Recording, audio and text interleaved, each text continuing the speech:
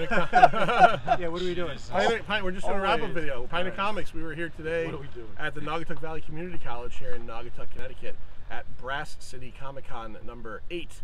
And we had a good time. We got to see some friends. We got to see our guest on the show several times, Professor Bill Foster.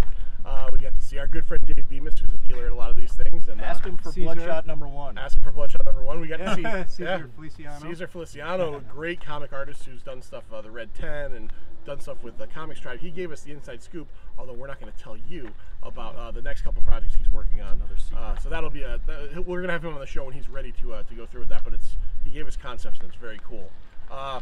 Matt Ryan from Free Lunch Studios. I guess go to Free Lunch Studios on Facebook or freelunchstudios.com and check him out.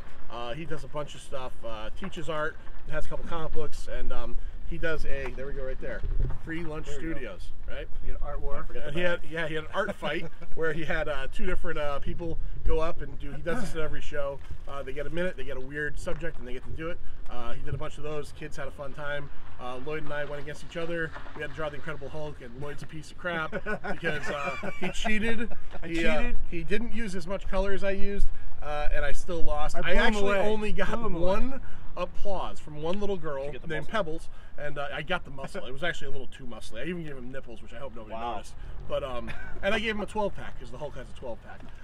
But no, we had a good time. That was a good show. John, did you enjoy yourself? John bought some stuff. I actually bought comics. Yeah. And Lloyd overloaded his bag yet again. You really need to explain what overloading is. Overloading is when you buy too much, you're not prepared for it all. And overloading, and then your bag weighs you down and your back hurts. Yes, and overloading could also mean when you go to a show with too much to begin with, as he did at New York Comic Con with a 60-pound bag and came back with a 112-pound bag. That's overloading. It keeps growing every time we tell the story. Yeah, yeah, and I do want to mention this because it is Sunday. Tonight on the radio show, we have a couple of guys, Alberto Buck Tattoo, I'm assuming that's a stage name, and Brennan Fremantle. These are a couple of artists, tattoo artists, that are doing a show at the, what's the place called? Max 650? 680? 650. It's in Middletown. Yeah. Mac 650, I believe, is what it is. It's a gallery. It's a gallery, an art gallery. And next week on Friday night, the 27th of April, they're going to have an exhibit. It's free to go to. There's going to be a cash bar, so there's other stuff there called We Paint Monsters. And between the two of them, they're big horror guys. They painted 34 different portraits of various monsters. The only one that I've seen anything of is on their ad. It's Leatherface from the Texas Chainsaw Massacre. So they're going to be on the radio show tonight on WESUFM.org, or if you're in the Connecticut area, you can go to 88.1 FM on your dial. Oh, that's right. This is going live. This is going live, yeah.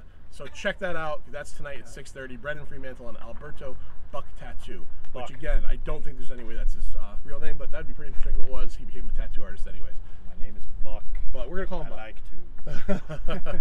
Buck. Yeah. Careful, this has got to go on YouTube. They don't like profanity. I said draw. All right. So and Lou got many compliments today for his camera rig that he's got going. I took a picture of it. We'll put that up as well. And he's got a windsock on it currently. It looks like Albert Einstein is like a little Albert Einstein sitting on top of it with this little. Reduce the wind noise. Yeah. All right. So that's Pine Comics. Check us out tonight at 6:30 p.m. Oh, and even let's leave this out there as well.